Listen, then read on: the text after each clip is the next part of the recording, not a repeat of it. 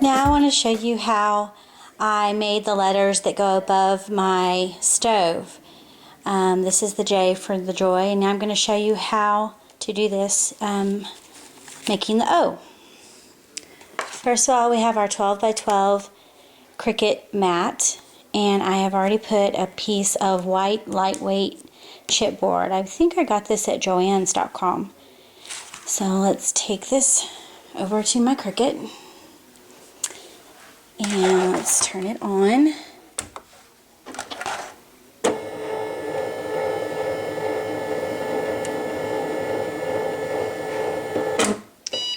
Now I have the Sesame Street font Cricut cartridge in the Cricut.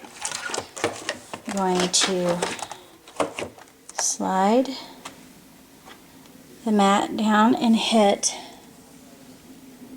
load paper. Whoops. Okay. Sorry, a little hard to do one-handed. Okay, we're going to try this again. Load paper. There we go. Now, on the pressure gauge, I have it set at 6. I have the speed and the speed button at 3 and the pressure at 5. It's set for, let's see, I'm going to hit the sunny day shadow feature, and then I'm going to do shift and let's see, where's that O and the O. There it comes. Now I'm going to hit multi-cut feature. You do multi-cut when the paper you use, like this lightweight chipboard, is thicker, and it'll cut multiple times. Let me show you how to do this. You hit settings, and then you hit OK. Keep hitting OK until you get to the function multi-cut, and you can do multi-cut 2, 3, or 4 times. I know from the J that 3 times is too many, so I'm going to move it over to 2, and then I'm going to hit settings. It's ready to go. Now on this also, I'm going to do fit to page, which means it'll make the O as big as possible, and then I'm going to hit cut, and it's calculating. Oh, nope, we don't want to do that because I made the J at 11, so I'm not going to do fit to page. I'm just going to do 11. And it's already set at 11 inches. I have the shadow feature, and I have to do the the O again because I messed up. Trial and error.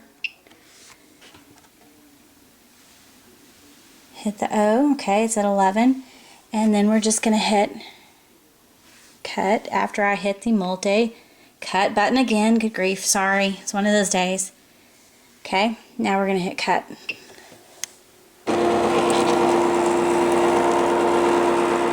And it's on a slower speed so that it doesn't really strain the blade as much since it is a thicker paper.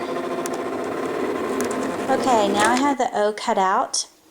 And now I'm going to cut, this is the shadow behind the pink that is going to go on top. So now we're going to cut out the pink.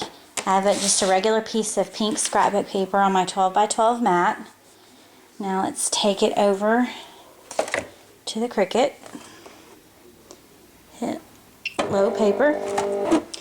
Okay, right now it's on the shadow. We're going to take the shadow off and do the sunny day function and do shift and the O, and then we're going to take multi-cut off because you don't need that with regular scrapbook paper, and I'm going to take the pressure back down to 5 because it doesn't need to be as high as 6, and then we'll just hit cut.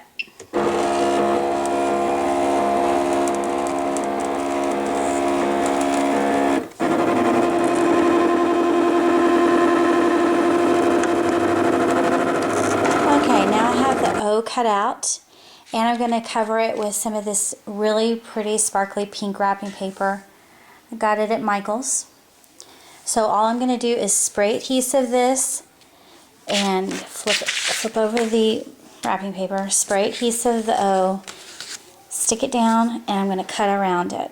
Okay, I don't put wrapping paper in the Cricut. It's pretty thin paper and I'm afraid it would tear. So let me get this done and I'll show you the next step. Now I've got the O cut out, and I'm going to flip it over and put spray adhesive on it and then put it onto the shadow. Okay, now the last step is to add your little piece of candy. I got these at Walmart, like 2 for $1 or something, and they have the little hangers that just pull right out.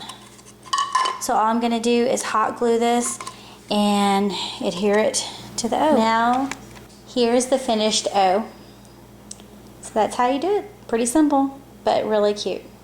Hope that inspires you to make some big letters, or just something with your Cricut to really enhance your holiday decorations. Thanks a lot.